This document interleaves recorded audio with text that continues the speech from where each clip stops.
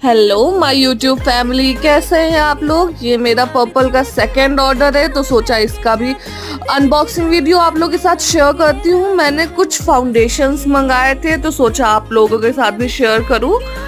मैंने एक फेसेस का फाउंडेशन मंगाया था और दो NYB के फाउंडेशन मंगाए थे। एक्चुअली फेसेस का फाउंडेशन मैंने पहले भी लगाया हुआ है, इसका रिव्यू बहुत अच्छा है, तो आप लोग भी ट्राई कर सकते हैं।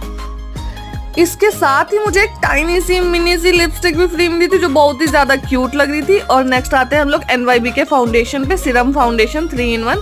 इसका रिव्यू मैंने यूट्यूब पे देखा, मुझे